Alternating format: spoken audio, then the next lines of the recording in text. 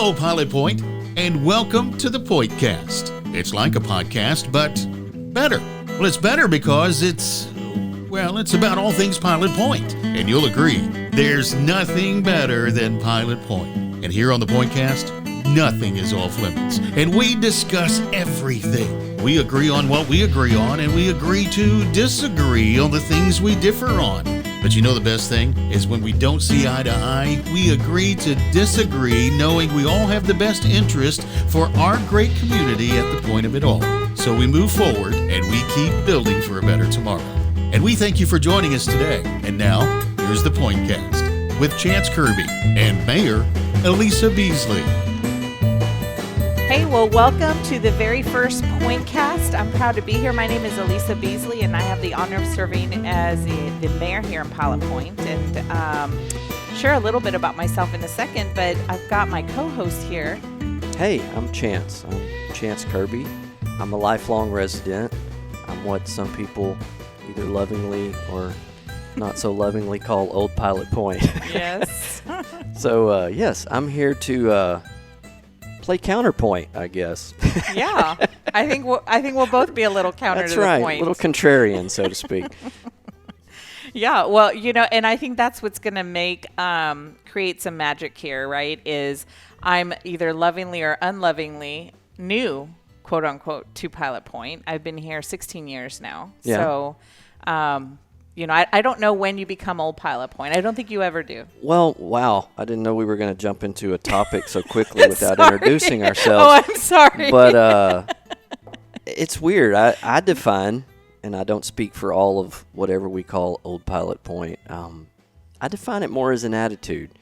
Back in the day, Pilot Point used to have a slogan called Pilot Point Pride, Pass It Around. And to me, Old Pilot Point is buying in and hoping what's best for the community. It doesn't matter when you moved here.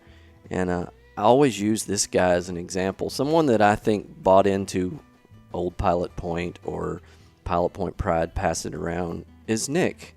Mm-hmm. And he doesn't even live here. He lives in Arbery. But that guy opened a business here, got involved in the community, and if you need something or you want something to happen, and I hope we get a free pizza for this. Oh, yes. Nick is not a sponsor, please. But that guy came in here, and that to me, that's Old Pilot Point. It doesn't matter when you moved here. It's a mentality. Yeah. It's an attitude. Yeah. Sorry, I didn't mean to hijack our intro. Yeah. But no, we'll get back to that. That's something that is a little sensitive to everybody because I went to the school board meeting, I don't know, a month and a half ago, and people were talking about, well, I'm old or I'm new and been here, like you said, been here 20 years. I don't know if I'm old or new. It's an attitude. You can be here 5 minutes and be Old Pilot Point is the way that I see it. Yeah. Now, there may be some that don't see it that way. Yeah. Well, and I love that because I know for me, I feel like I've been, like Pilot Point's home for me, period. Yeah. I grew up, born and raised in El Paso, but to me, Pilot Point is home. Like, this is where I'll be buried. This is where my grandkids will be. Like, this is from the day I got here. Yeah. I knew this was it. I had finally gotten home. Well, and like we jumped into Old Pilot Point, but let's go back a minute and tell us about you. How did you end up here?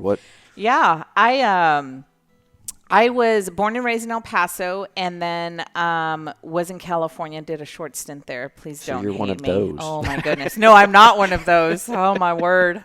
I did my 7 years of time there, like in prison. No, I was young and just building a business, and so was married out there. And when I left my husband, I left California. Just new start all the way around. Oh, yeah. Came back to Texas quick and came to North Texas. And I found Pilot Point through, I was looking for land. Yeah. And I found, I don't know if you know the Dills. Yes.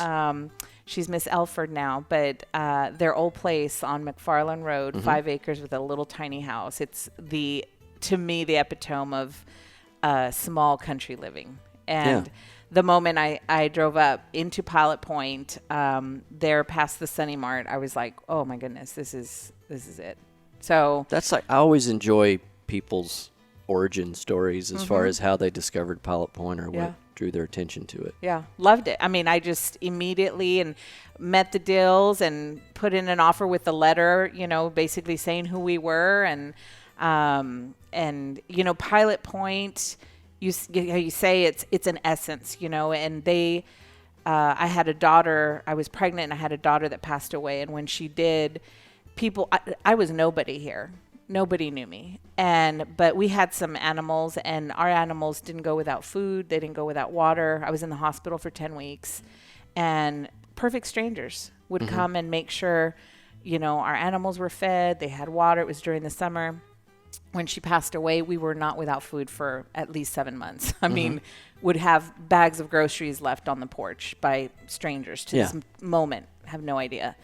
Pilot Point takes care of their own, you know, and that's when I felt like, hey, this might be the place. Yeah, this is it. I'm home. And it's just an essence. There's something about it. It's just, so yeah, been here, served on city council for a bit, for 4 years. And then came back. I left for 2 years because I got married and my husband was living in Prosper. So moved out there. Again, Little California. No offense to Prosper. God bless you. Or California. You guys are what you are. You do you. Yeah, you know. Yeah, you guys, you're great to vacation at.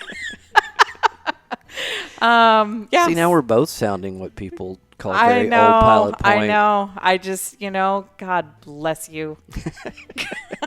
Or shall I say bless your hearts? I don't know. But anyway, yeah, so I love this town. Been here. My daughter is 7, and she loves being a Bearcat, man. And that was a big reason why we hurried back to get home, because I told my husband when I left, I said, Pilot Point's home. I'm going back home. So she's starting school, and I was like, she's got to be a Bearcat. Sorry.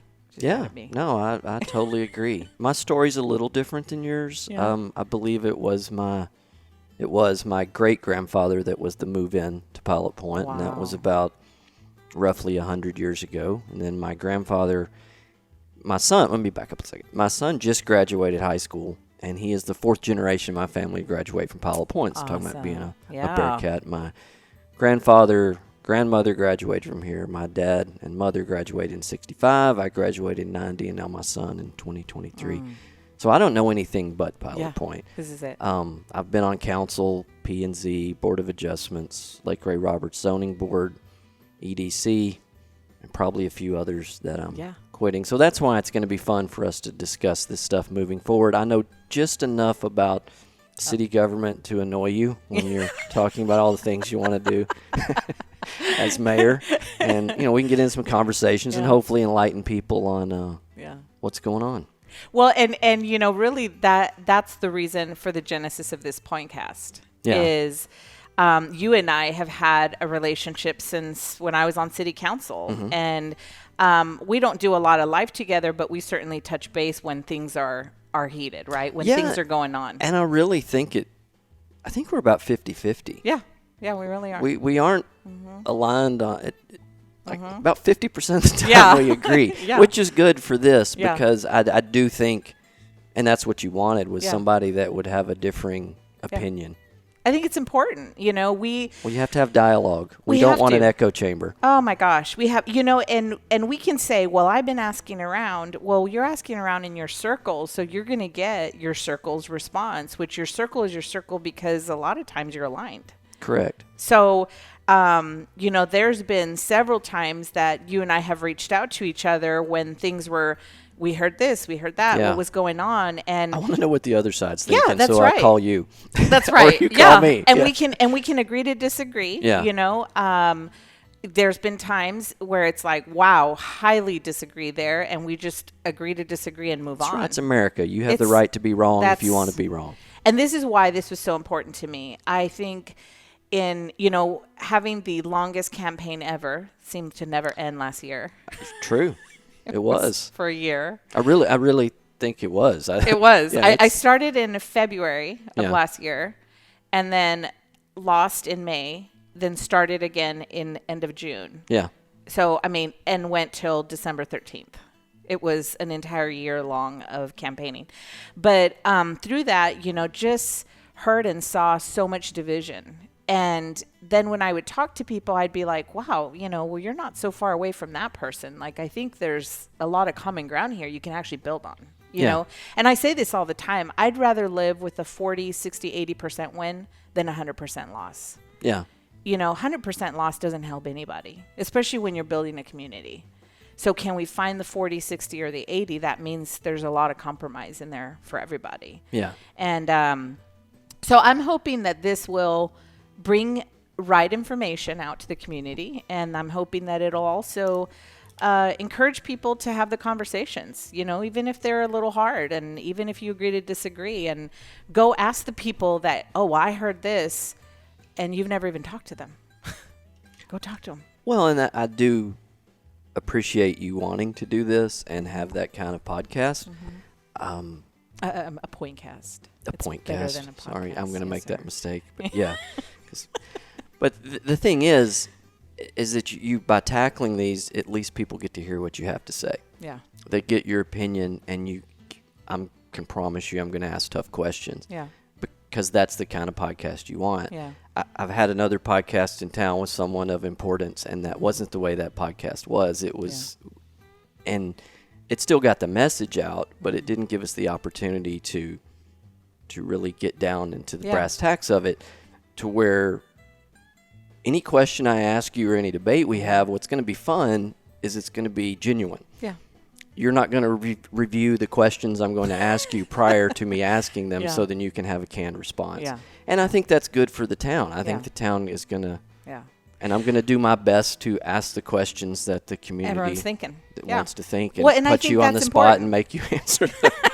Well, you know what? Here's the thing, and this is the way I see my role is, when I swore that oath, I swore to serve the community. And part of that is understanding two things. Number one, I'm not going to make 100% happy. If you're doing your job, you can't. If Possible. you're doing your job, I think half the town is disappointed in you all the time. Yeah. Because whatever controversial decision you're making, in theory, half of the community isn't going to be pleased with it. Yeah. Yeah. It's more than just kissing babies and giving away keys to the city. Oh, my goodness. I wish that's all it was. Do we even do that? Have we ever given away a key to the city? I've never seen a key, and I've never kissed a baby just randomly. Yeah, this is the kind of frowned upon these days. Corona era, yeah. But anyway, okay, so I'm sorry to interrupt, but go no, right ahead. It really, and the second thing is, so first I serve, and first I'm not going to make 100% of people happy, but second, my goal in everything is to serve the greater good of the community, right? This is not Elisaville. This is not Elisa World. And I have zero intention of ever saying, well, this is what I believe, so what I believe has to exist in Pilot Point. I serve the greater good of the community. And, you know, I mean, we'll talk about things as they come up. There'll be some things I'll tell you, I don't totally agree with it, but you know what? The majority of the community, that's what they want. Well, then that's my job to vote their interest, you know, right? To carry out their interest. I don't have to agree with it, right? And that's one thing to interrupt you real quick that I don't know that people understand. I think me and you make the assumption people understand this because we've been involved in the city, but you are one vote. Being a mayor, you're not a dictator as much as some would like to blame and say that you are, or sometimes maybe you would like to be. But no, it's one. You have one vote. It's everyone has to. That's right. You have to get a majority to agree with whatever you want to do. You have to be able to work and come up with compromise and get it the way you want. So just because you have plans or things that you want to accomplish, that doesn't mean that you still can't compromise or get other people to compromise, or nobody can get anything done. Yeah, I'm glad you're saying that, because I think people don't fully understand that. I mean, they'll go out and say, oh, she's doing this, she's doing that. No, she's not doing anything. I can come up with ideas. I can come talk to people and say, well, this is what I'm hearing in the community. This is what I'm hearing. At the end of the day, it's a dais that serves. Correct. And, you know, I just had the State of the City address, and that was the very first slide. Was we are here to serve you. And it had an org chart, and it had the community and then us, the entire dais. It had photos of every single one of us.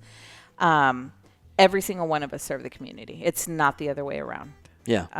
Our Constitution, both United States, state, and quite frankly, our charter reflect that.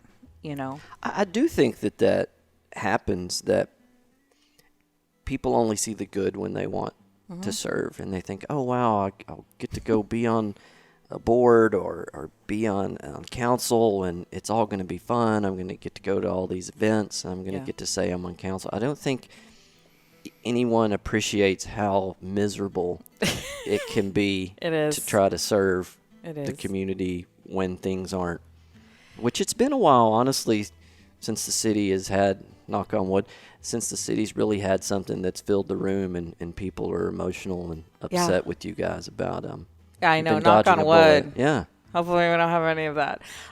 You know, I think it's one of those things that the times are changing. So, you know, before, and just in full disclosure, I have a lot of experience in government. I've worked for a senator, congressman. It's an illness. Politics is an illness. I love and hate it. It's, you know, I love the United States and I love our Constitution. And that's why I love politics. But I don't like the political games and the politicians. And I think the days of being the small town city council and mayor where it's just, oh, it's who's most popular. You know, I heard this on the campaign a lot. Oh, he's a nice guy. That's why I'm going to vote for him. He's a nice guy. The days of looking at it and saying a nice guy is good enough is over, because we are all in a place with so much growth and so much demand on a dais that you have to have people that actually fully understand what's going on and how to move. What's the best benefit for our community? And this was my big push is we need to understand where we sit in the scheme of the state of Texas and what benefits can we bring into our community so we don't get lost. Well, and I think we need to understand where we sit in our time in history. Oh, yeah. This next 10 years, I don't think there's ever going to be a time that's affected Pilot Point or ever will again like the next 10 years is going to be. Now, if you go back to Post Signal, you know, when someone runs, they always do the let's interview the candidates. And you can probably go back as long as they've been doing that. Yeah. And growth is always, we need to, but truly, we haven't really had a growth that we're going to be dealing with in the next 10 years. And we can either do it right or we can do it really wrong. And we're not going to know until 15 years, 5 years after the fact. That's and actually, so you're right. It putting in nice people or people that you like, or, man, they're just a great person. I enjoy hanging out with them. I think it'd be cool to have them on our representing our community. I agree with you. That time is gone. It's gone. Yeah, it is. And actually, that's a great segue to one of the things I wanted to talk about today is the growth. You know, we're all talking about it. We're all seeing it. One of the things I addressed at the city, State of the City, was to help people fully understand and how big geographically Pilot Point is. Because I think people think Pilot Point is just 377 to the lake. Yeah. We're 65 square miles.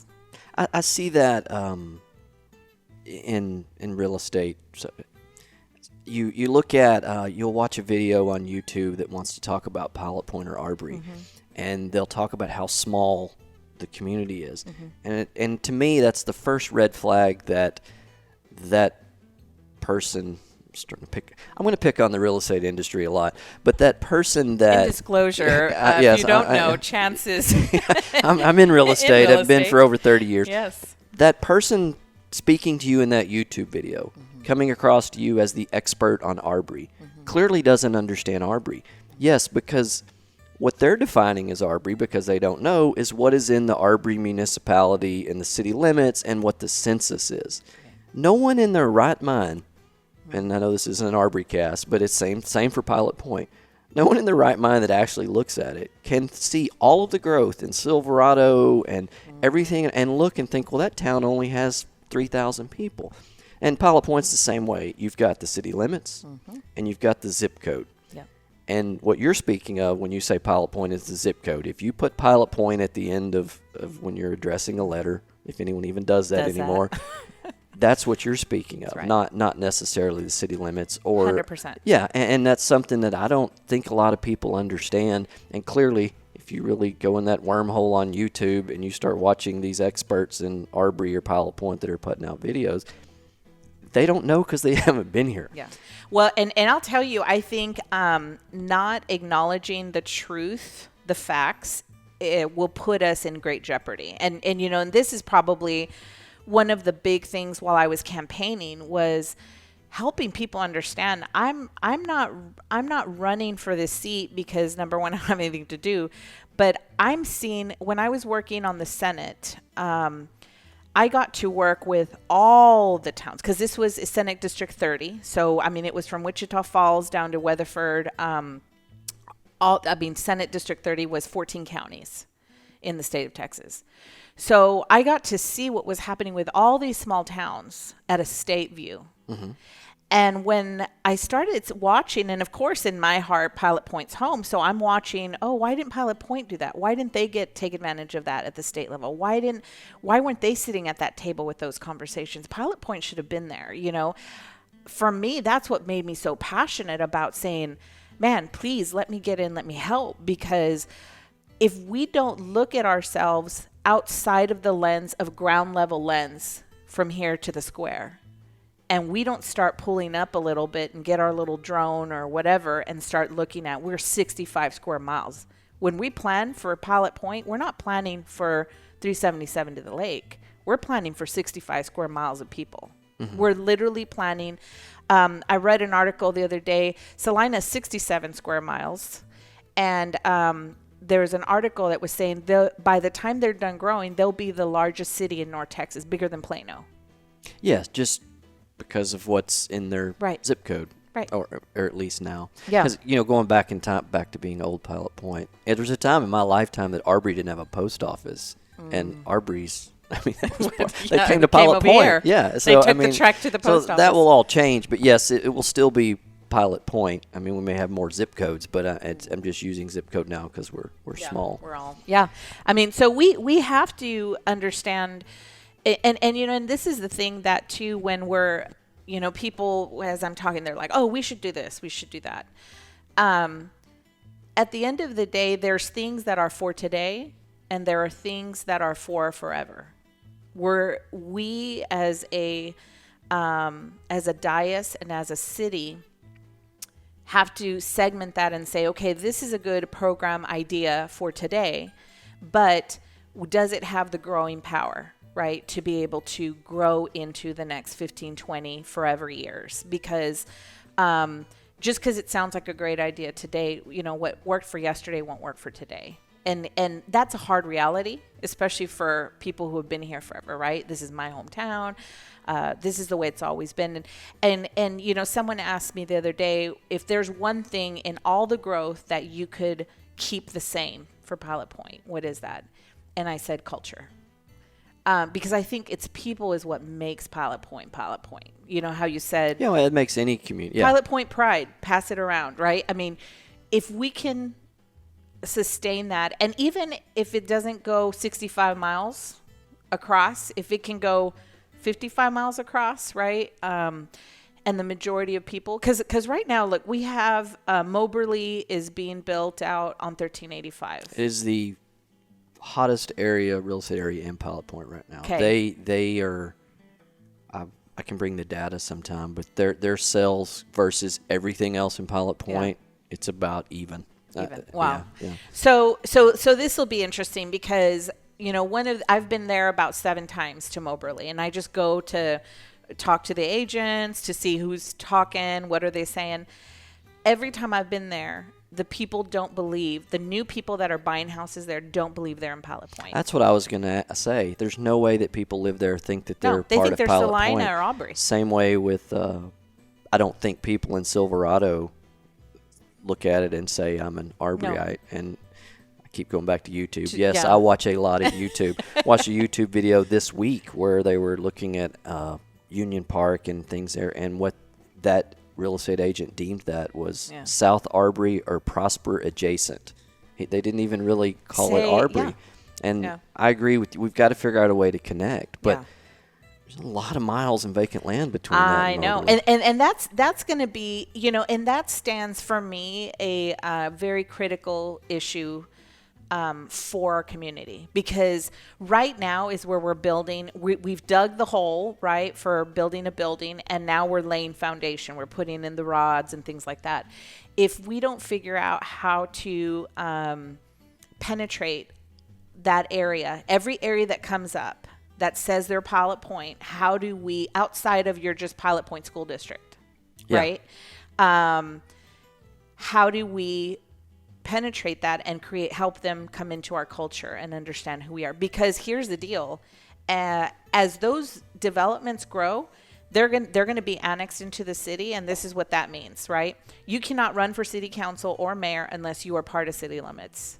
They will eventually be part of city limits. So if we think about the furthest point of Pilot Point is out by the toll road, those communities will one day have people running for city council. And those people, if we don't get their culture to be our culture, they're going to want to be building and making decisions based off of their life on the toll road, not their life here in Pilot Point proper. Which it brings up a real quick sidebar here. I see people post online all the time about, well, they won't let me vote for city council or mayor in Pilot Point. It's because you don't live in the city. That's right. Yeah. And if you're not sure if you live in the city or not, look at that tax statement. If it says City of Pilot Point on it, then you get to vote. And then I know you're going to jump to, not you specifically, but that person that made that post, well, I pay sales tax. So does anyone that buys anything. Amazon. Yeah, Amazon. It doesn't mean you get to vote here. So, but you know what? I know the city pretty well. If you want to vote really, really bad, I'm sure you guys will annex them if they've asked you to. Oh, we will. Yes. If you want to vote, we will annex you into Pilot Point, and you can vote all you want. You're welcome to vote. And then you have to pay the taxes. And then everyone thereafter that lives in your place. And, that one is a hard one for me. I don't have a lot of areas I'm gray in, but that one is tough. And so two things. Number one, the city of Pilot Point doesn't determine, that you don't pay taxes so you don't get to vote. That's a state thing, right? It's how the rosters are written. If you're in the city limits, you vote in city limits. I have a lot of friends who don't live in city limits that own businesses, own rental houses here, all of this. And they're like, we should be able to have a say because we're paying our fair share. And where I can say, I agree with that. You're paying into, then where does that line stop though? And again, it's not my rule. Who thought we could find the first spot that we agree on? Be taxes. You should only be able to vote in one place. Yeah. That's right. And that's why they do it. The state has deemed that is the easiest way to be, wherever your home residence is the easiest way to keep track. So that's not anything that's going to change soon, because people are like, how can I get, vote for mayor? And, I'll be honest, if the ETJ got to vote, I would have won this thing in May and been done. Yeah. Well, let's look at, Sanger as an example. If you're invested in the taxes, do you want the Waltons running the city government in Sanger? Because they pay the most. They would be paying the most taxes. And so it's one of those, and it's not anything. Again, if a group wants to vote, then we will happily annex in. And obviously, it's where you're going to pay your taxes and everything else. Because the benefit of being in the ETJ, by the way, extraterritorial jurisdiction, a lot of people don't know what that is. But how I define that is, it's the ETJ is you're not in the city of Pilot Point, but if and when you are in a city, that's who's put their flag on your place. That's where you're going to be if you ever are in a city. But although now there's new laws, so I know it gets complicated. Thing, But I got you off course back to the state of the city. You gave me that as homework to watch that, and that is my first complaint. I tried. The audio was terrible. Oh my goodness.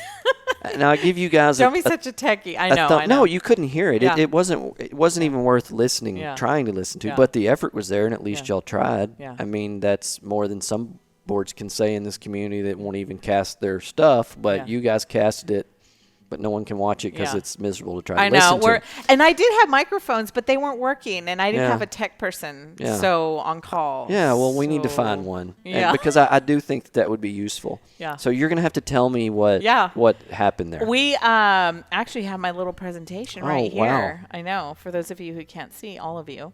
But this was my slide deck. But all I did was really talk about, first, we serve you, right? You are our bosses. The community. This will be to my dying day. And it's because I love the Constitution. I believe in the United States of America. I think civic service is civic service. Another little fun fact, we don't get paid for this. I don't get paid a dime.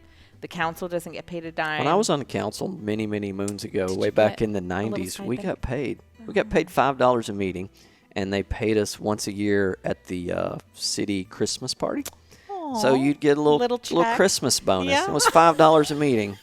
So, hey, I'll take $5 a meeting. We don't even get a cell phone. Like, we have to have a separate phone, but we have to pay for it. Somebody, nice. And I'm going to pick on, you've already brought them up. I think it was Mayor Alford, I believe, that said in no an more. effort to show we're going to save money, they took away the $60 that the council members might get in a year. But yes, that's why it went away. Yeah. There used to be pay, though. Yeah.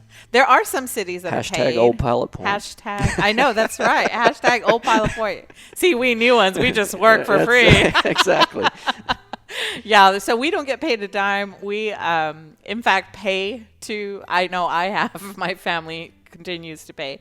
But we, at the end of the day, we are not the bosses. We serve you, right? Yeah. And again, I say this all the time, and I say that carefully because I've seen people say, well, I'm your boss. You do what I say. Well, that's not how it works, right? Again, we're here to serve the greater majority. But I don't know what the population is now. Let's just say 5,000. Ish. You're one of 5,000 bosses. Right. So you are my boss, but it also depends on what the other 4,999 say. Yeah. Yeah, greater good. So anyway, we talked about that, and then we talked about I hope this is going to be my message forever. People understand fully what Pilot Point is. We're not just talking about this small corridor on 377. Same way with the school district. I believe that if you take the 9 communities in the Lake Ray Roberts area, and I know Denton's one of them too, but I don't count Denton. Because my belief, if you want to live in the other 9, you don't want to live in Denton because they're just not the same. Yeah. I think Pilot Point has the largest school district as far as land mass. We do. I mean, our buses for the district go past Tioga, past Collinsville, across the lake. Callisburg. They drive through 2 school districts to get back to our own. Now, that's crazy because the lake wasn't here. Yeah, that's right. And that blows some people's minds, too. Oh, yeah. Somebody was posting a picture about it. We'll get into that in a minute. Yeah. But, yeah, that lake wasn't – people would go and hang out there where the lake was. So what is now a 25 30-minute drive was a 10-minute drive. That's right. And now you got to go around it. But yeah, our school district is huge as well. Yeah, which is and I have mentioned it to several of the boards and superintendent. I'm like, surely there could be something done about those lines through. But it's just it's you pick your battles, right? Yeah, and I don't think, and I'm not speaking for the school. All my involvement in government, as far as locally, has been on the city side. But you're talking about trading taxable property. And coming up with equivalents, and then does that school, if it was Valley View, want it? Yeah, do they want it? And at that time, maybe they didn't, because maybe a lot of it was ag exempt property. Yeah. Now these times are changing. Now the question is, do we want to let it go? I mean, who knows? I don't know if we have those conversations anymore, but. Yeah, I don't know if it is, but I know for even on the ETJ, I mean, our map is really spotty, and there's certain areas, that I've even talked to the mayor in Aubrey about, hey, can we tradesy here to kind of clean these lines up? Because I know one of the lines are crazy. Because we had a push. This is when I was on council and after is Mr. Osborne went out and just got people because. At that time, cities could just go grab things. Oh, yeah. No one stopped them. If you were if you were home rule cities, all you had to be, you could just go start grabbing property. Yeah. The next legislative session, they would just stamp it. No one would even ask questions. And before you know it, you had this huge city. Yeah. So Pilot Point made a real big effort back then to just go out and get people to voluntarily come into someone's ETJ. Yeah, I mean, we and you had, so the only stipulation was you had so much per year. And Pilot Point every year maxed out the amount of annexations that they could take. I mean, I was on council in 2014. We did the last the last little bits of annexation to a lot to people's druthers, but that annexation on 455 is what helped us connect to the tollway, so thank you for to the council and the staff back then for having that foresight. But legislation constantly changes, and it affects what we do here in the cities. And that was another thing for me is a big push is understanding our seat at the table at the state level, right? Is those decisions that happen at the state absolutely affect us, here. And so we've got to have the ear of our representatives, our senators, and be sitting at all of the tables that affect, Pilot Point. Is there a computer link to these slides that people could see other than having to watch the video they can't hear? No. The reason I was asking is if we could get that into our notes on this cast, I think people would enjoy to see that. Or if you could somehow screenshot the slides and put those specifically in the notes, then I'll see if the city can put it on the website. Okay, and if that is the case, we'll have that in the show notes here on this cast. Yeah, and then we talked about all the developments. I mean, holy shamoly. We're talking about 40,000 people here with just the developments that are already approved. And again, we have to understand the depth. Mobberly and Creekview are down here, and I don't believe that they believe they're in Pilot Point. And so there's no way they believe. If you just walk, like I said, I've been there 7 times. If we did a man on the street, I don't think.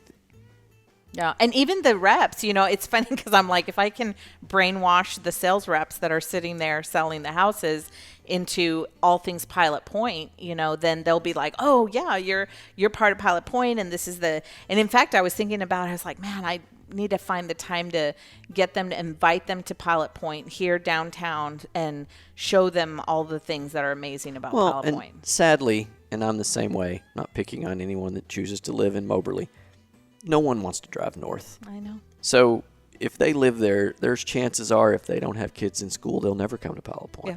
Anything they want, they're going to go south because they probably work south, and that's just habit. I just posted something. I actually got a rash. The mayor of Crossroads called me and scolded me because I posted something on my mayor's page on Facebook saying, did you know that going to the Walmart in Denison is actually more time efficient than going into Denton or Frisco or Little Elm? And so people were commenting. I never even thought about that because I did it the other day. I drove straight up 377 and cut over on the spur road, and I was there in 22 minutes. And there was no traffic and there was no craziness. Is it easier to get to the Home Depot in Gainesville versus Denton? But no one's going to try because everyone wants to go south. I know. And so I was like, hey, just a little fun fact. Sherman, is closer, and they've got a lot of stuff out there. And so the mayor of Crossroads called me, and he's like, well, what's that all about? We're here. And I said, no, hey, nothing against it, but that 380, I'm sorry. If I have to get anywhere near 380, I'm out, man. I'm out. Like, by the way, Walmart and Home Depot spots are available if you want to. Yeah. Advertise. Yeah, thank you. We do. We're open for advertising and sponsorships. So it's kind of interesting, but you're right. People will not go south. And that's going to be a big, how do we get those people? Now, I don't know. There has to be someone in town. This is my lifelong resident brain spinning here. Why do we want to connect with those people? Yeah. I know you said when we grow, but I don't care about growth. Yeah, I know. This is man on the street. This is not chancing. I don't want growth. Why are we wasting time dealing with those Mobberly people? Oh, yeah. I hear them. Yeah. I hear them every day. It doesn't matter that you don't want growth. That's like saying, well, I don't want it to rain. It's going to rain, right? I mean, you don't get to decide that, unfortunately. They're going to decide that. And what we do get to choose, Franklin Covey said, focus on what you can control. What can we control? We can control a culture. We can't control that people are coming in, but can we, maybe not control, but can we affect the culture, right? To make sure what we have coming in is who we are. You attract what you are, right? You see it all the time. Where was it that I was in DC a couple weeks ago.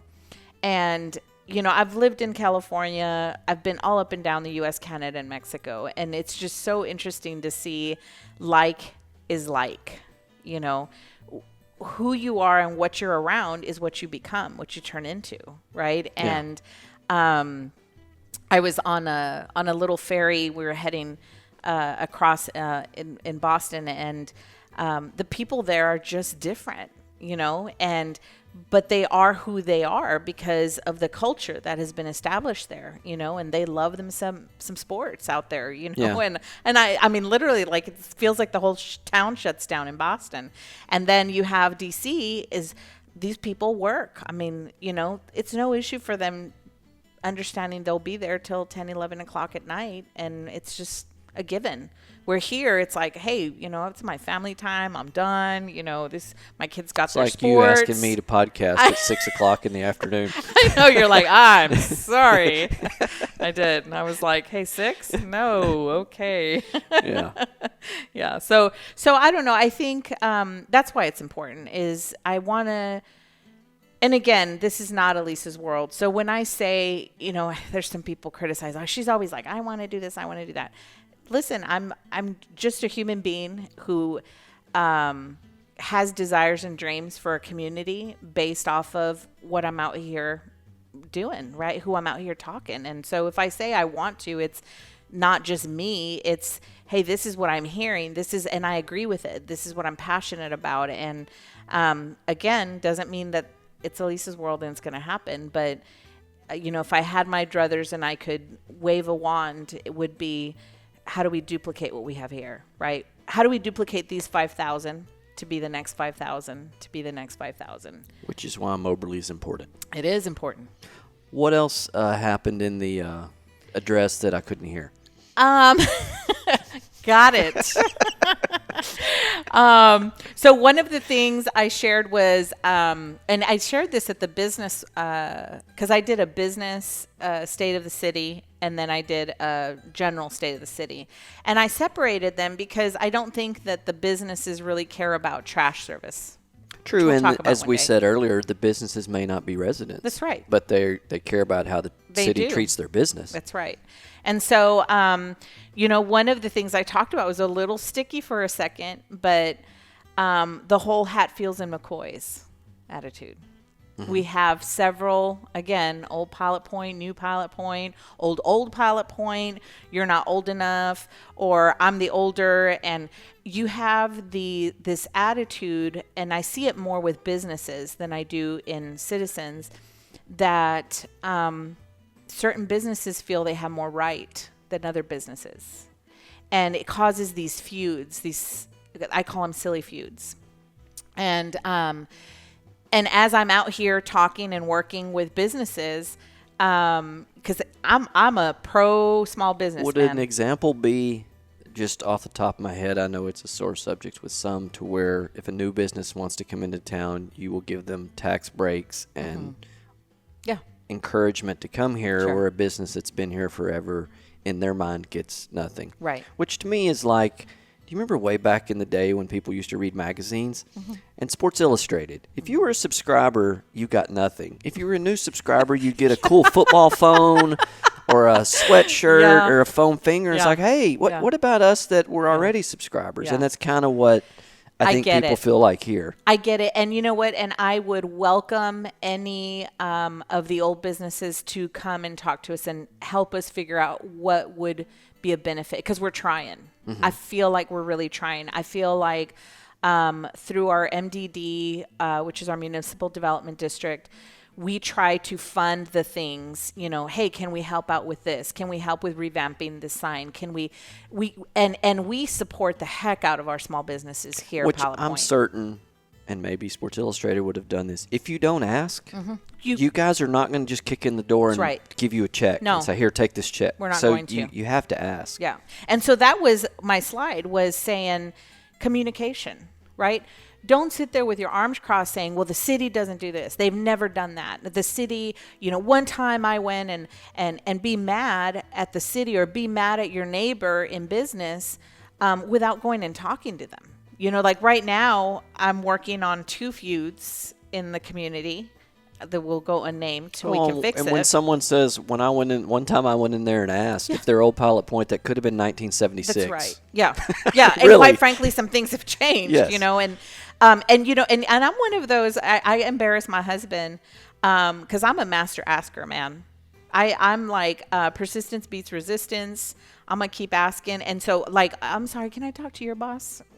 And I just keep going because I find for me, again, I live a life believing that we serve each other. And so I believe that everyone wants to serve each other. And that's not the truth, I know, but I'll eventually find someone who wants to serve.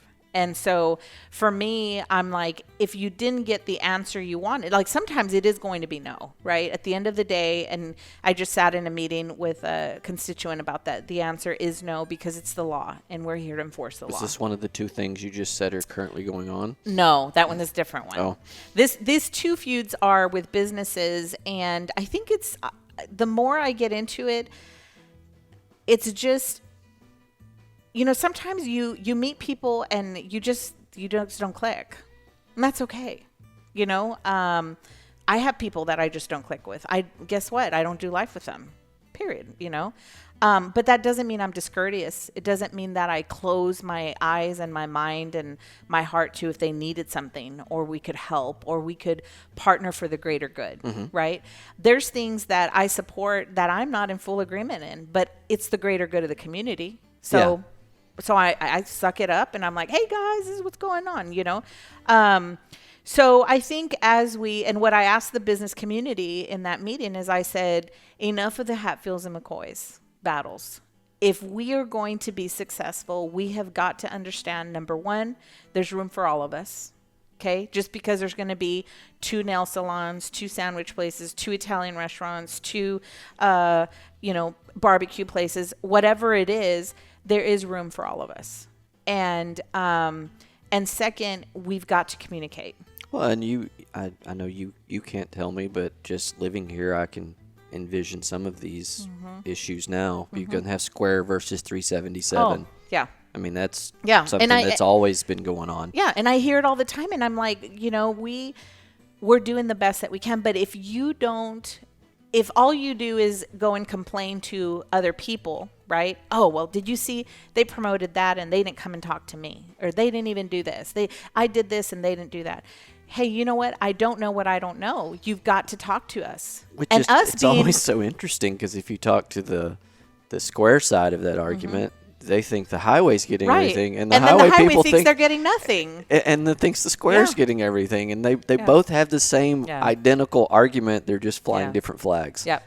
And you know what? Again, it's that 40-60% win, right? Yeah. All I can do is all I can do. We're not going to make everybody happy. But if you communicate and help us help you, then we can be active participants in that. And right now, if you sit there with your arms crossed and say, well, I heard this and that you weren't going to do that, you know what? Give me an opportunity to clarify that for you. Yeah. Right. And equally, go and talk to the people that you hear all this stuff about. I just talked to someone last week, and she told me, she said, I didn't vote for you. I had heard this, and this. And I said, oh, okay. And she said, so what is the truth? And so I told her, well, that's actually not true. We were talking about pro-business and things like that.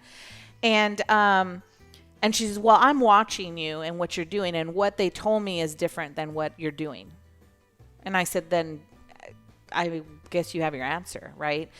And she's, well, I just needed to hear it from your mouth. And I said, you know what? All I can do is all I can do. I'm one person, right? And here's the other thing. Talk to your entire council.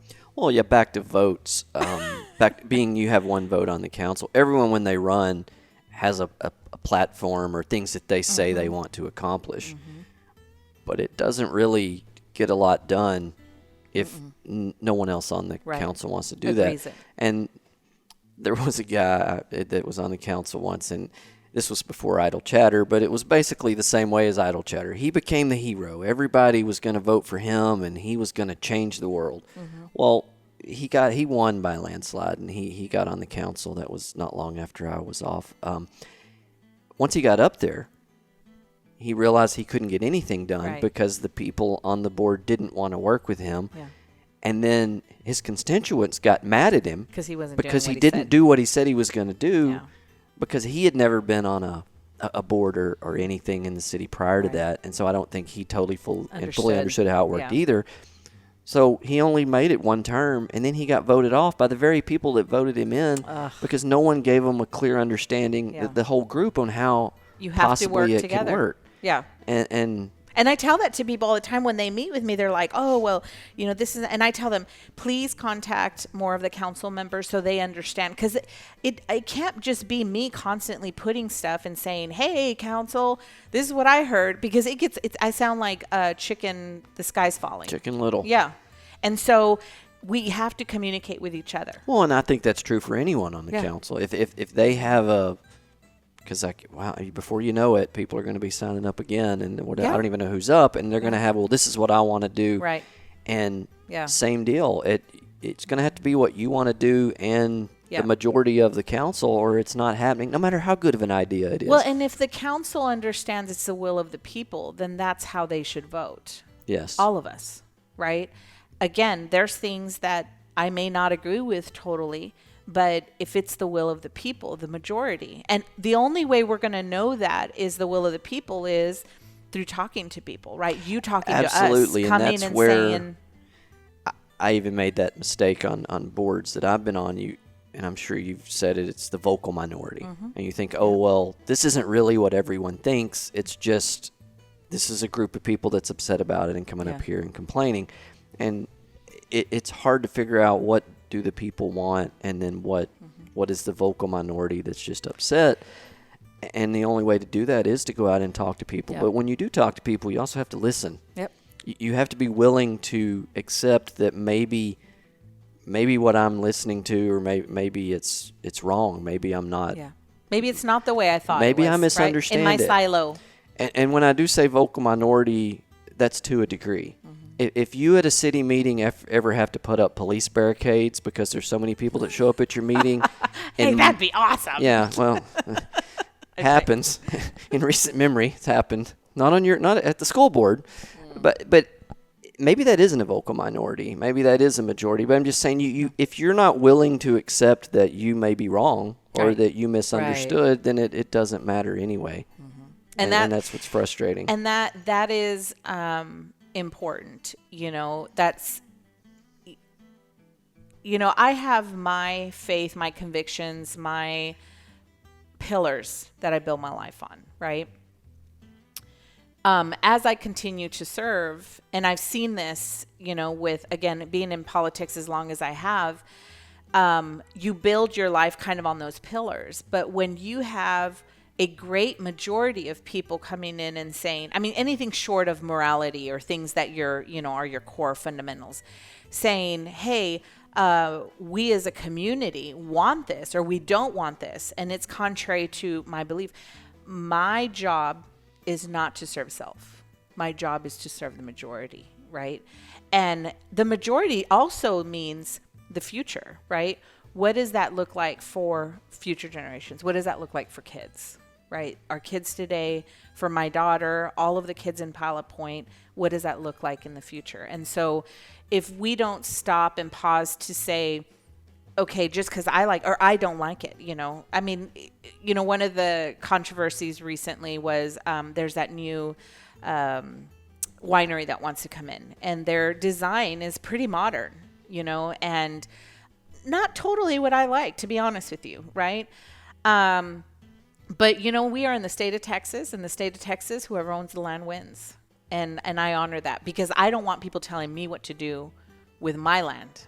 Well, that's very that's out of the norm. Normally people want to tell their neighbors what they can do, but they want to be left alone. Right. Yeah. And so, and I say this all the time, what's good for the goose is good for the gander, right? You don't want people to tell you what to do. So guess what? You don't have a right to tell them what to do.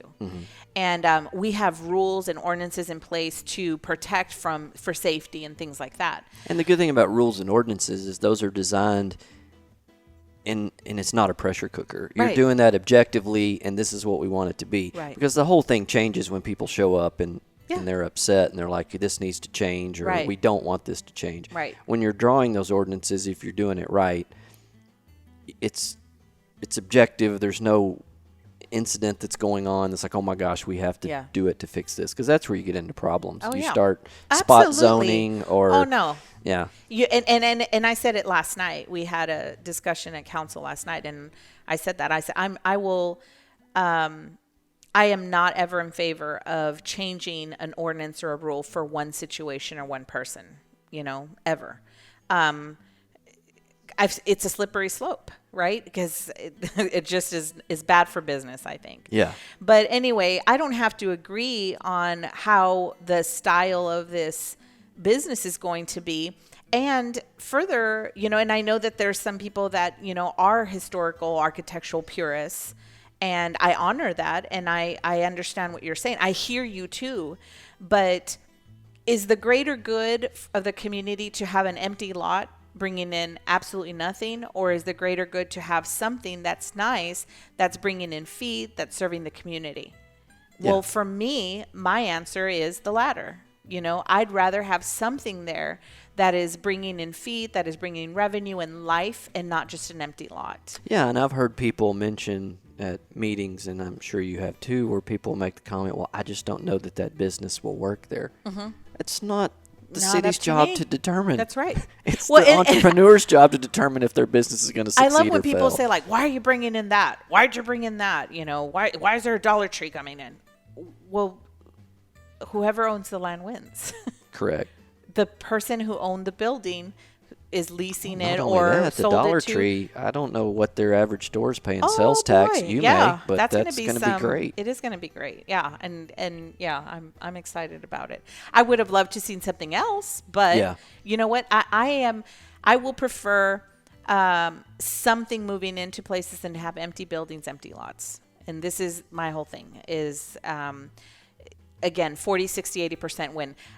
It's not 100% because it's not exactly what I wanted, but I'll take the 40 or the 60. It's going to change our landscape because just looking over there and that not being an empty building. An empty building, an empty parking lot, and just, and it's going to bring more people walking through Coyotes and, the cleaners and the gym there. There's a guy there that has a little gym, young entrepreneur, and I mean, just great people. And I will consistently help promote that, and so I think overall, with the businesses, when I was talking to them about this whole Hatfields and McCoys, we just have to we need to get over it, right? Let's be willing to move forward, have the tough conversations. We'll agree to disagree where we can, but let's move forward, right? We are serving the greater good of the community. And, I hope at the end of my term, whenever that is, that we have, that these businesses, they at least stop hating on each other and doing things to be ugly to each other, and we don't have to agree on all things, but let's at least be kind and let's work together, right? And so anyway, so that was kind of an interesting, I said, I talked to the businesses and said, this is where we're moving forward. And I shared about just kind of dreaming. I've been talking so when I got elected, I was elected on December 13th. And so everyone was out for Christmas. So there was no work going to get done until January. So I had all this time to just figure out what I was going to do with my life. And so I started driving around and finding all the lots that were empty, all the buildings that were empty, wrote them all down, started hunting down who owned them, who owns the buildings. And I started calling them one at a time. Hey, this is Elisa. Just wondering what you're doing with that land. What are you going to do with it? What's the long-term plan? And so with that was pretty powerful because a lot of them had never even been called before by anyone in the city. And you got to hear why they weren't developing, or what their concerns were. Yeah. So it's cool because it got me to dreaming. It got them inspired again. And so there's several pieces of land, several owners who have done nothing forever and ever just because either uninspired or some of them frustrated with the process, frustrated with the city, the banks, the City chamber. Hall right. in 76. Exactly. And they just, somebody didn't say hi quick enough. And so I'm excited because there's things that I think that we can absolutely do that was going to benefit our community. And one of them, it's high on my list. Every time I see a truck pulling a boat quickly through our downtown to make a left over to go to the lake, I say, Cha-Ching, Cha-Ching. And there's only one little place to get gas. Yes, and I do think it's difficult to pull in there with a trailer. Thank you. It's very. It's an awkward shape. It is very. Yeah. I mean, it's not a Buc-ee's. Oh, wow. Yeah, definitely not a Buc-ee's. But yeah. And so anyway, I see all these boats and I'm like, we have got to start servicing who is here. Mm-hmm.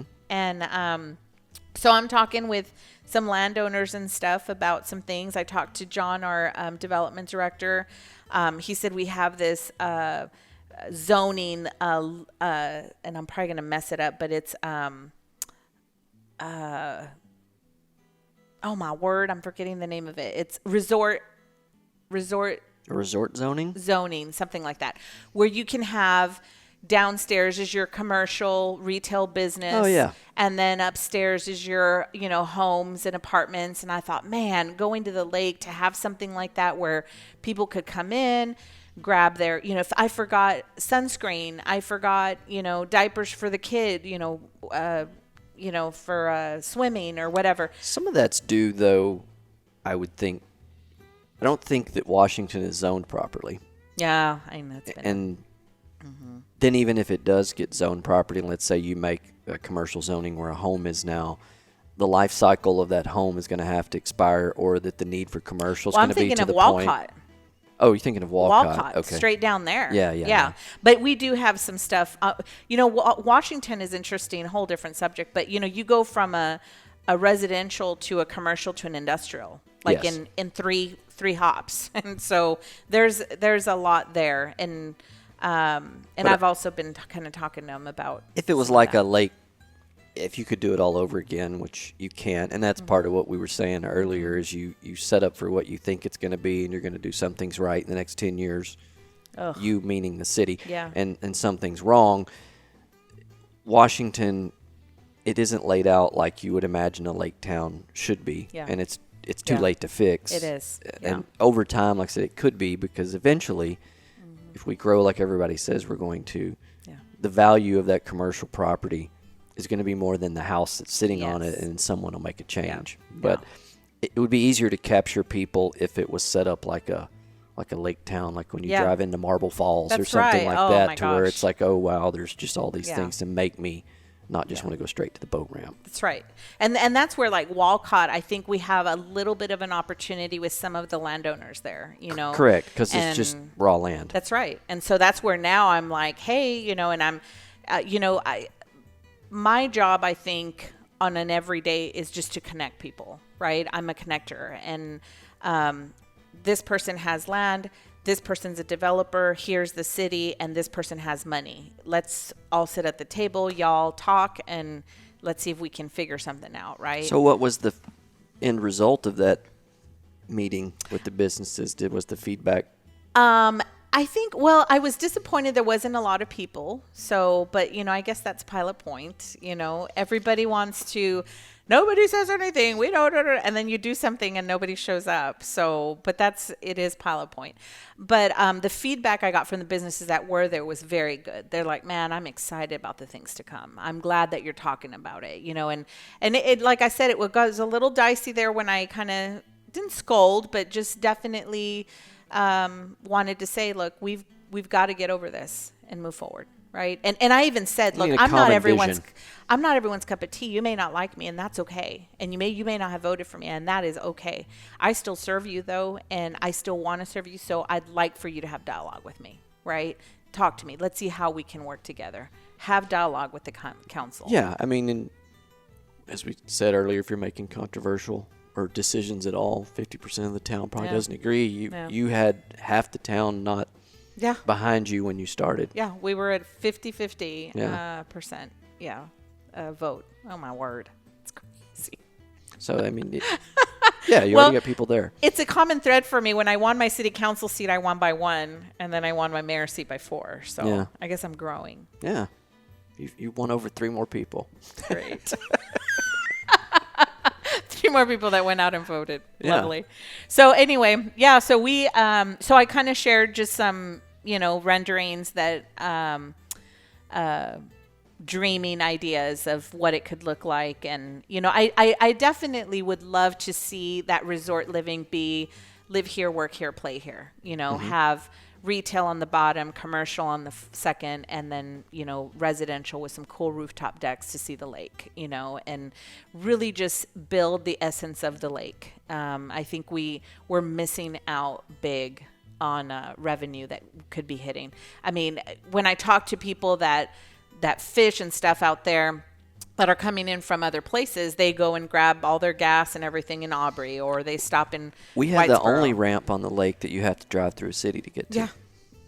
The only one. And we've done absolutely nothing. Some might instantly think, oh, well, the one at Tioga or the one at Sanger, but it's really not the same. You can get to the one at Sanger without ever having to go through Sanger, and same way with Tioga. You cannot get to Jordan without driving through Pilot Point. You go straight through. Yeah, straight through. And you go through a lot, too. Yeah. So a lot of our city. It is unique, and it's an opportunity that we really haven't seized. Unique is some cities have the lake, some cities have the horses. We have both. Yeah. And so these are things that every day I'm like, okay, how do we capture and hold on to that essence, and how do we build on that, right? Let's not change who we are. At one point, we did that route a few years back, and the whole thing was plan and preserve, right? You plan for the future and you preserve what we have. I think that speaks to what we need to do every day is how do we preserve what we have? We are a lake and horse. Let's build on that, So anyway, talked about that, and then just shared about communication, man. We need need everybody to step up. And I said, our commitment to the businesses is service, foundation, and resources. We're committed to serve you. We're going to help build a solid foundation, and we're going to really, really work hard to your point about the businesses who have been here. Like, how do we continue? What are you dreaming of? What are you wanting to build? Let's not be like Sports Illustrated. That's right. Let's not be Sports Illustrated. Yeah. Let's send the football. Yeah, to everybody. Yeah. But, we need people to, okay. Right now, we're building out some historical guidelines, okay? And so we hired a company to come in and help us talk to all the stakeholders. We sent out communications to all the business owners on the square, people who own land, everything. Only 6 people showed up to that meeting to give feedback. I get it. The people that it's weird how cities and growth and ordinances are. The people that the historical guidelines, in my opinion, are going to affect the most are the people that aren't here yet. Yeah. Because it's the people that are going to invest in the community and try to be making the changes. Yeah. The ones that are here for the most part, now some people could redo or update or remodel, it really doesn't matter to them as much because they're just going to sell the property to the next person. So it's the one, like, it's the same way with almost all ordinances, or when you're doing things for developments or all of that. The people that have the most concern about it aren't even here yet. They don't even know necessarily that they're going to be here. Yeah, I don't know. I mean, we have some of these landowners and building owners, and I'm like, I'm about to personally call them because now is the time to tell us what's going to happen. They're not going to participate, and then we're going to come out with these guidelines, and they're going to say, that's absolutely ridiculous. Why didn't you do this? Why didn't you do that? I'm not a fan of the historical being, here we go, the contrarian. I think that the city of Pilot Point in the past, and I would love for you to tell me where I'm wrong, we get so hung up on the historical preservation that we sacrifice development and growth over it. So this is an interesting conversation because the reason the historical guidelines came up was because we have a split ticket right now. You have one side that are historical purists. That's what I call them. They want to preserve the brick and the integrity, and it has to look a certain way, and it can't be faux. It has to be the real thing. And then you have the other side that is, hey, we need to drive economy, and instead of having empty buildings, empty lots, let's put something there that brings life back into the community. And so I'll tell you, I am 2/3 on the side of let's drive business, and I am 1/3 on the historic, because, and this is what I told the folks from the historical guidelines, and might make some people mad, but we're going to do that on this podcast. The Pointcast. See, it's going to keep on. We have these designations: Main Street City, historical, blah blah blah. We have all these things. My position on it is, if all we get from that is we got a sign that one time 9 years ago when we got the designation. Oh, and the governor's wife came to town. Don't leave that out. Okay, so that all happened, and that is all we get. I'm not interested in holding on to that. Wow. Instead of disagreeing, we agree. That's what, when you were saying all that, that's what I'm thinking. Whatever we've been doing, how's that working out for us? Yeah. So let's try the other way.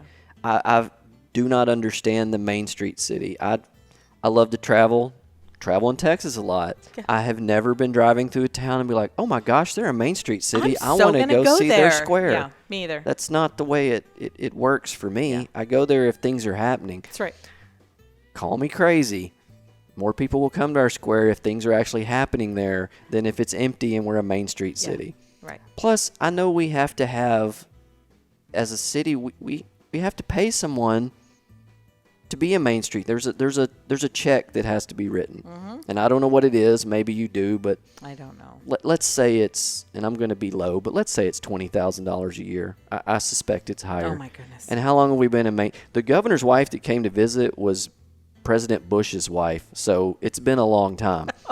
So if it's $20,000 a year, and it's been 30 years, that's $600,000. Could the city have taken $600,000 and actually just went ahead and invested it in the square and accomplished more with a building than calling ourselves a Main Street City and we get a cool street sign?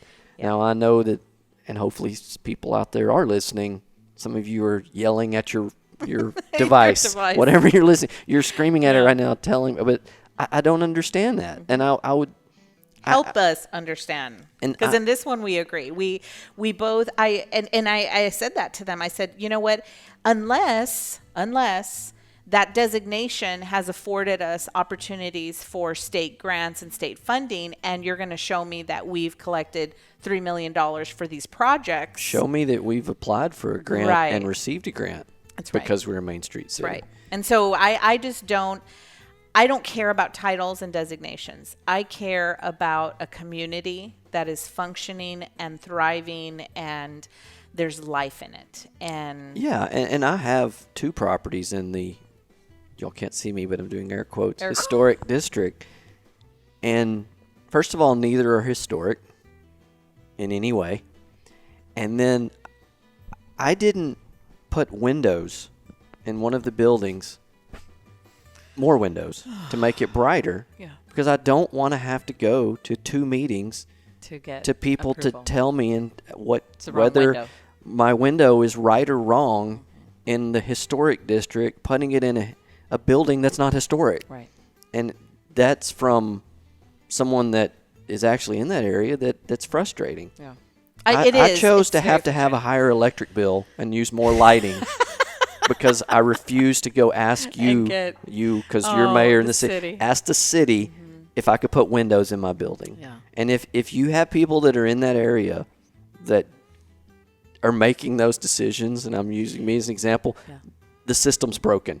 And that's what I want to get away from, right? Because your story is not the first. That is not the first time I've heard that.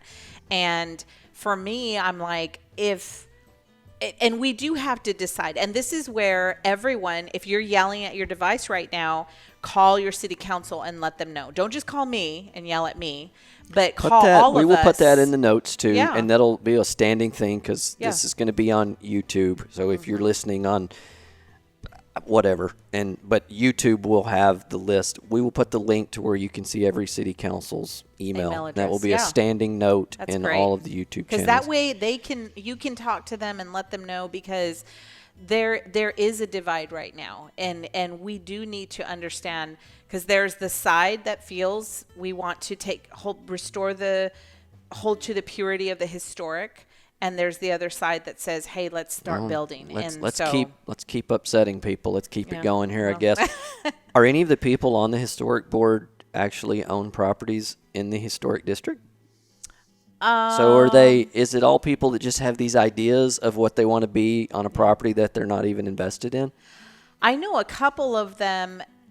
So here's the other thing is, we have our historic and our Main Street are together now in the city. Yeah. And that probably it's time to divide that, because Main Street is different than historic, right? Yeah, because I would think Main Street, and haven't been to a Main Street meeting, I would think Main Street's all about making things happen. Yes. Yeah. And so you do have that my view split. of the historic committee, obviously, is they are not about making things happen.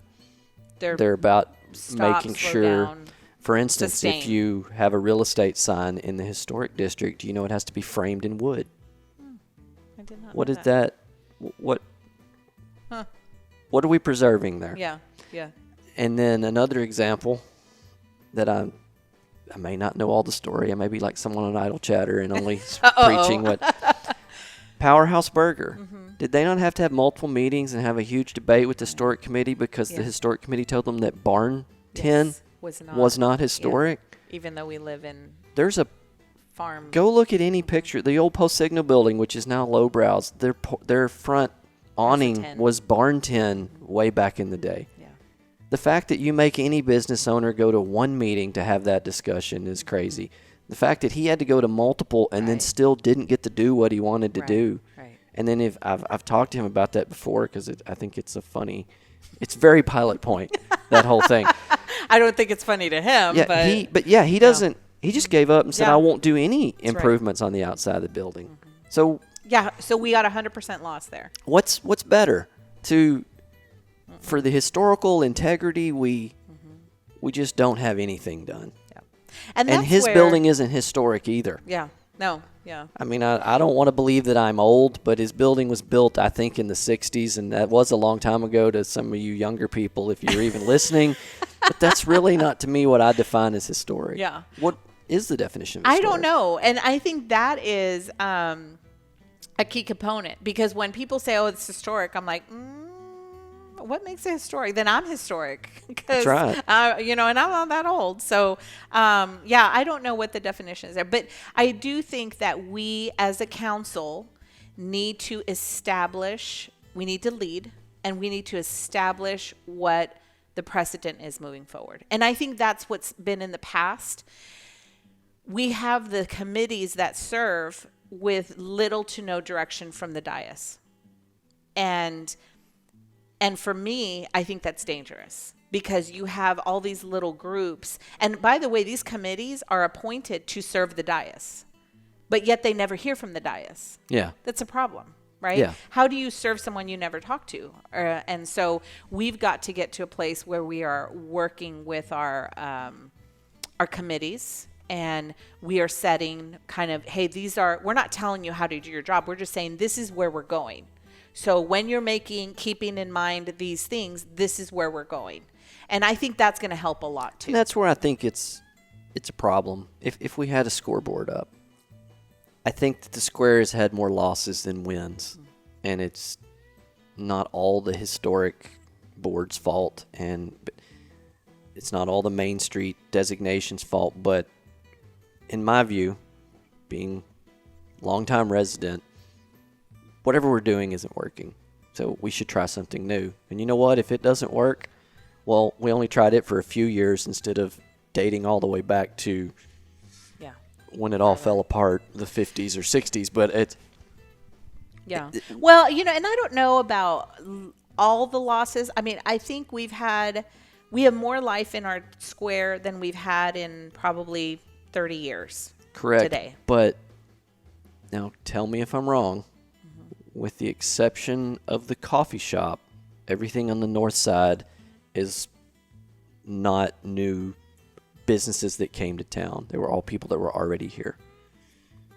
Well, they were here, but they weren't on the square. Pelzel's. Like Lisa, the Sterling. Yes. She's been here in Pilot Point. She's a lifelong also. But I'm just saying we Yeah. The hurdle, you don't have to sell Lisa Stiles on Pilot Point. Right. She graduated from here. She knows she Pilot is. Point. You don't have to sell Bobby Jessica on Pilot Point. And you didn't have to sell see what Gretchen. you're saying. And speaking of the coffee shop, there's another example I'll use, Nick, of someone that I would say he's been here 2 years maybe, but he's old Pilot Point. He bought in the chamber. He's here doing all putting things. it to work. So even though, and that goes against my definition, he is new to town as far as he chose to open a business here. But he's all in. And he's all in. Yeah. But if you look at the square on the businesses, Allison came in at some point, Martin General Store. But then, the real estate companies from here, Cliff's been here forever, Hensler's been here at 100 years. So there's no new. There's no, I guess Lowbrow's would be the second. The newest. Yeah, because Bob, I don't know where he came from. Sorry, I don't remember. I don't know but his story. That's. But he was also one that bought in.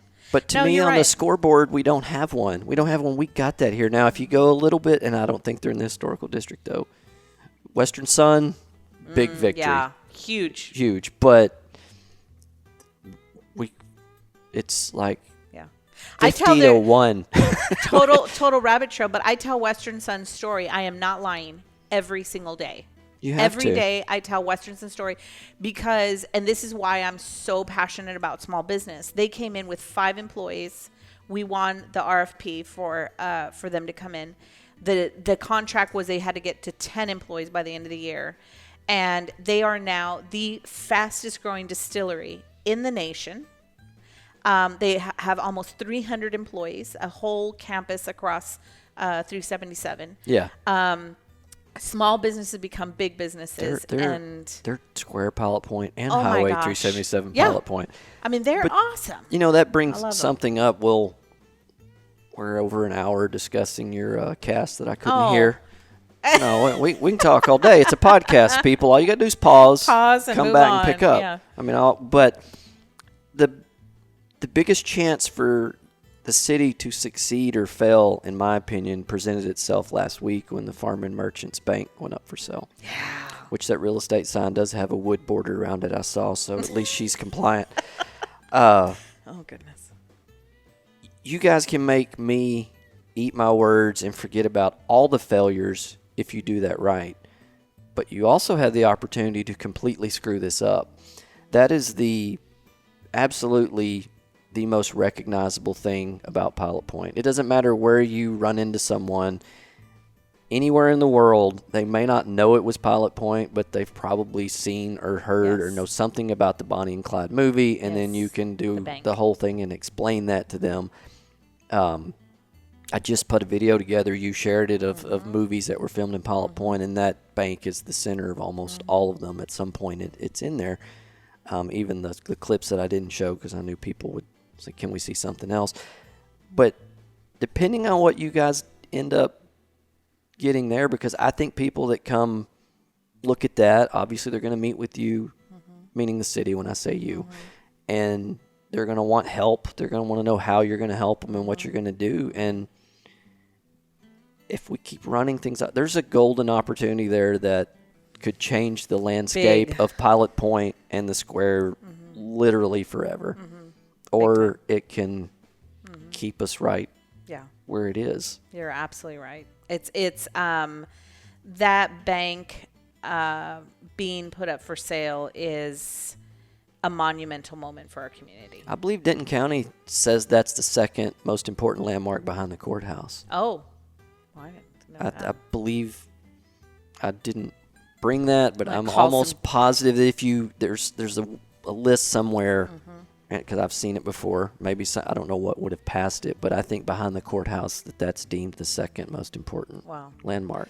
Yeah, we that building symbolizes so much for our community.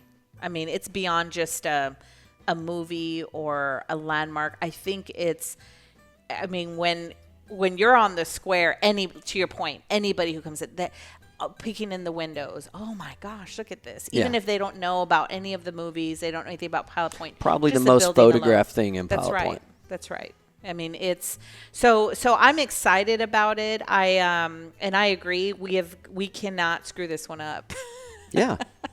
And we just being everyone who's involved in that building. And again, whoever owns the land wins. So I'm hoping whoever buys it is going to be someone who is. Yeah, but another Nick and another Jimerson would be awesome. Again, being in that business, no one's going to come by that's not going to come talk to you guys first. Yeah. And it all is going to come down to how they feel when they walk out of the meetings with you guys. Yeah. Yeah. And yeah.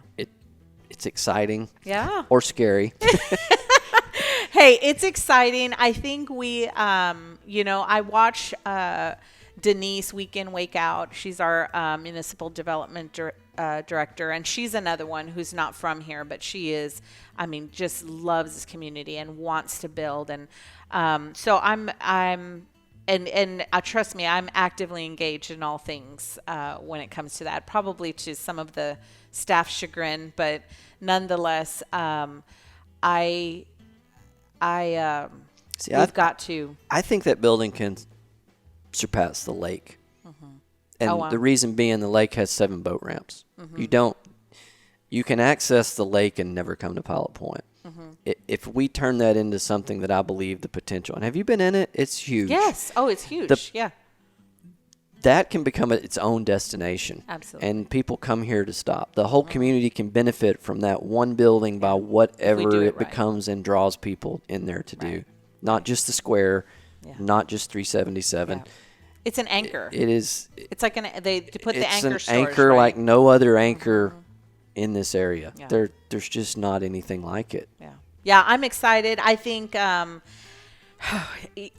like you. I'm holding my breath, but I'm also hopeful and excited with anticipation about what is to come for that. I mean, it's been a long time coming, and so just like and it's like with all the buildings on the square, with all the land, and I am actively working with owners of land and buildings, just saying, hey, come on, let's go, and because it's time. It is. And so I'm happy to see that it's up for sale and that here we go. I mean, now we just need to make sure that this is going to be a fun one that we're going to talk about a lot. Yeah. I think. Yeah, I think it's going to be good. So just because of time, I'm going to, one of the things I want to include on this little Pointcast here is we go through the Pilot Point post signal every once in a while just to see some of the stuff, but there's a lot in there and we've already talked about a lot of things. And another little section is the idle corner because, what is Pilot Point without idle chatter? It's where we can hear the complaints. There's nothing, and it's, to me, I've described idle chatter as like the bathroom stall wall of Pilot Point, because that's just where people write stuff, and now that they let people post anonymously, it just, without consequence, people can just say things. Oh my goodness. But if you really want to know what people are upset about, it's where it's at. Where we have to go. It's where it's at. It's all the 2 Ks, Karens and the keyboard commandos. Yeah, and it is where I found out that you guys were going to discuss vapes, though. I mean, it does have a it does have a you know what? purpose. When I was campaigning, people were sick and tired of me. I know, and that's okay. But you know what? It's a virtual town hall. It's where the community goes. I mean, if there is a helicopter flying around Pilot Point, you go to idle chatter first before you go anywhere else. Correct. To see why there's that's a reflection of the United States, really. Then again, me quoting data that I didn't bring, which I don't like to do, but a tremendous amount of people, that's their news source, which is sad, but Facebook's their news source. And Idle Chatter is the unofficial news source of Pilot Point. Well, hopefully our little YouTube channels and we can be some kind of news source. I don't know. And if any of you have questions out there or concerns, or you're like, hey, comments, would you guys discuss this, or what are your thoughts on this? We're going to be, you're running that. I'm just this trusty sidekick. Yeah. We're going to have a Facebook. Idle. We're going to have Facebook, Instagram, YouTube. Obviously, that's where we're at, hosted. And I think that was it. Okay. Did I set up a Twitter? I don't think I set up a Twitter.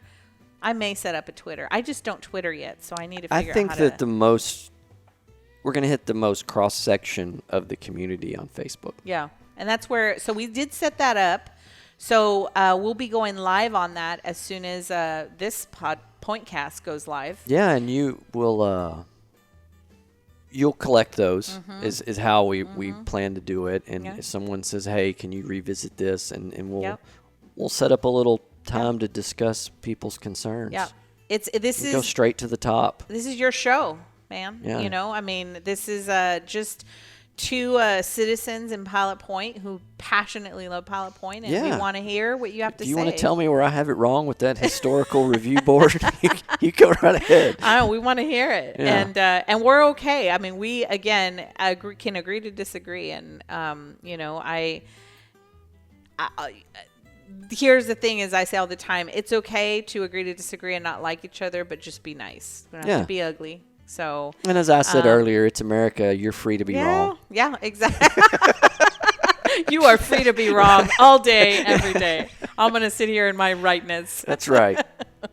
So we're going to have, this is the first one, so we're just kind of rolling with it, but we'll have more of a little bit of a structure where we just talk about some things. Maybe next time we'll hit the storm sirens. I know that's a hot topic. Oh, that's a fun one. Yeah. I can't wait to see which side, if we're aligned on that. But if you're asking yourself, you're listening to these, are they all going to be this long? Probably. The beauty of a podcast, you can pause it and come back to it, and we have a lot to say, and we want to cover a lot of topics. So as far as the schedule, we hope to put out 2 a month. Yep. Life sometimes gets in the way. I think we had a conversation to start this cast a month ago, and we just now got around to doing it today. Right now, But that's our hope, and who knows what it's going to turn into. Yeah. We're excited, though, and we're going to have events. I hope we can be just a place where there's resources. We have a lot of different news, information. And I want it to be something that people can get the other side. Yeah, that's right. Or get a couple of sides. Well, and have some dialogue, because I will do my best to. Even if I don't agree with what they're asking, I want to ask the question and us discuss it to where maybe people can at least see. Well, and I think that's one of the things, too, that when I was thinking about doing some kind of thing like this, I thought of you, because even times when I've called you and about things and we agreed, you're like, well, I'm just going to play devil's advocate. And, because I think that hearing what the community as a whole has to say is important, right? And talking about it. And so there's times that you've heard things and I'm like, wow, I had no idea. I think people, that's really all they want. And it goes back to Idle Chatter, and they just want to be heard. And affirmation, I guess. We hear you. Yeah. I don't agree, or I do agree, but this is why I think the way I do. Right. To where, I know I keep picking on them, but it's something that's just going on top of mind right now, which is why your meetings are so quiet. I don't think all the boards in this town, they have that dialogue. Yeah. People feel like they're yelling and they're getting no response at all. I'm hoping the needle will move, though, as a majority for all the boards. I think for the city, the school district, the committees. Again, as leaders in the community, it's our responsibility to set the tone, right? Yeah. And if I have anything to do with it, I'm going to continue pushing in that we serve the people, and we have got to give them avenues to come to the meetings, to communicate, to say, I heard you, I received your email, I received your message, I'd like to have more dialogue with you. That's why I think this is going to be fun, because I'm at least going to make you answer, because you were crazy enough to want to do this, so and not give me rules. And so it may not be the right answer or what someone wants to hear, but at least they're going to get an answer. Well, I mean, all I can do is all I can do, right? I mean, at the end of the day, and my position is personal, right? Before being a mayor, I'm Elisa, who freaking loves America. I mean, loves America. I love Texas. I mean, that's probably pretty equal to America. Is that the order? Is it American and Texas? Like, it's America's. So you're not a Texas secessionist, like if Oh no. Okay. So I would love for Texas to be by itself. Because there's a lot of Texas first, Yeah, I would love Texas to be its own little nation, but just because of knowing history, the Constitution, and politics, it would leave us hurting. I mean, I don't want to get into it, but I mean, if Texas could be by itself and stand on its own, sure, I'd love it. Okay, so it's U.S. I'd build walls all around it, so it would just be like Texas. If you're Texas, wow, there's another whole walls. Careful, we're going to. There's another hour. I know. But America, I love it. I love Texas. I love Pilot Point. So before mayor, before everything else. It's just Elisa sharing her opinions. Well, and you are a citizen just like everybody else. I got to vote too. Yeah, exactly. For myself. Yeah. So above all else is just having those conversations. And that's why for me,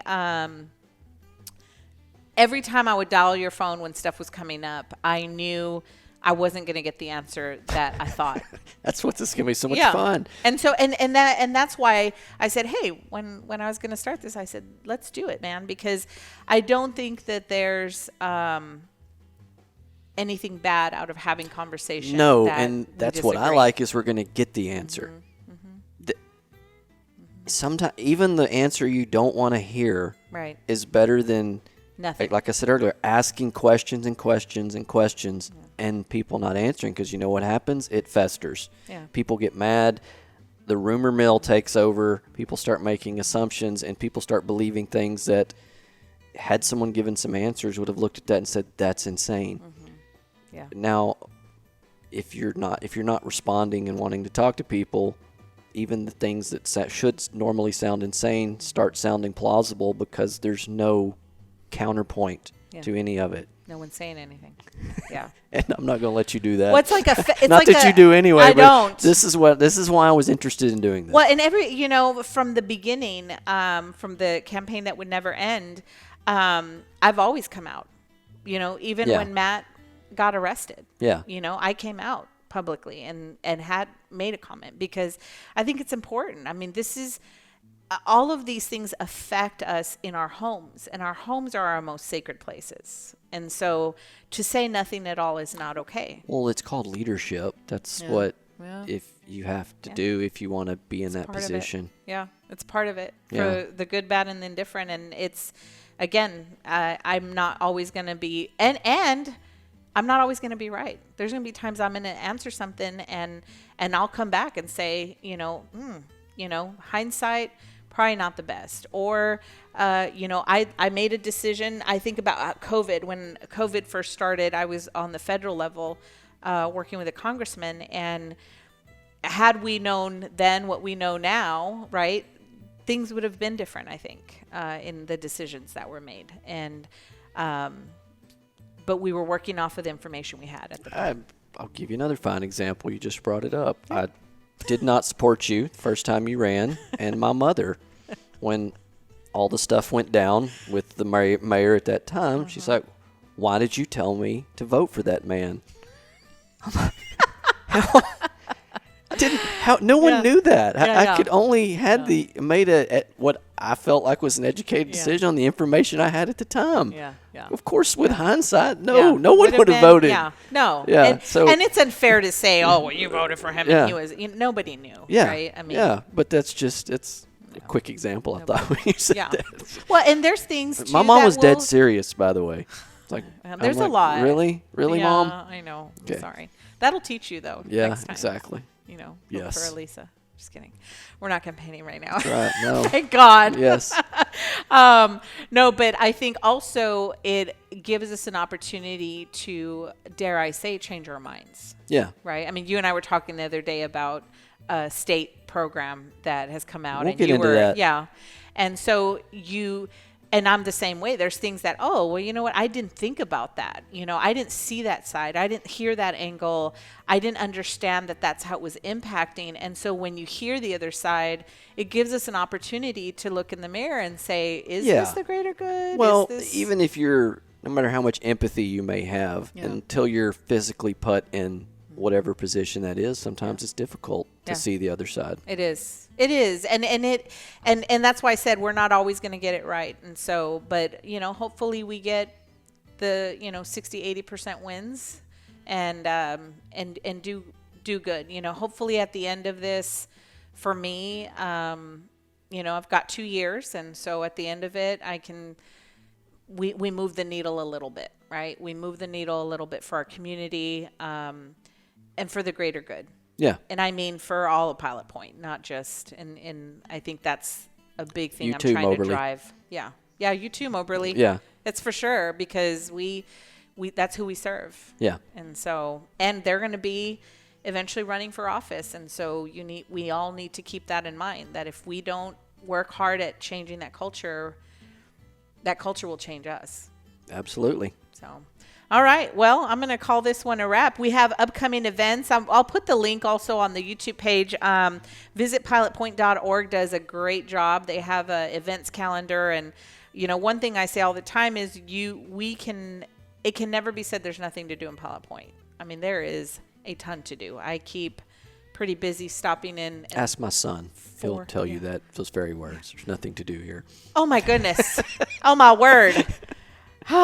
There's so much to do in Pilot Point. Maybe it's an age gap. I don't know. Because I'm literally, there's on the weekends with my daughter and my son, they're like, what are we doing this weekend? I'm like, we're going to stop here, just to try to hit, a little bit of what's happening in Pilot Point. And let us know if there's stuff going on that we don't know about. Jimerson does a great job, and Wendy on the visitpilotpoint.org. So if you've got an event, send it to them. They'll put it up on their little thing. So, Anyway, appreciate it. Appreciate your time. Enjoyed it. Yeah, it's good. Welcome to the Pointcast. And hopefully you guys will be tuning in. And more than just tuning in, comment. Either on the Facebook, YouTube, or whatever. Please. Let's give this some life, and this will be the give us something to disagree on. Outside of the Well, I doubt that there's going to be. We're going to trek too long before we hit those for sure. So comment, and an ant just walked into my space. Sorry, total distraction here. Hey, got to watch out. I almost got attacked by a big We don't red even have ant. snacks. I know. I know, there's no food here. Anyway, tune in and comment and send your messages, and we look forward to hearing from y'all. See you in 2 weeks. See ya.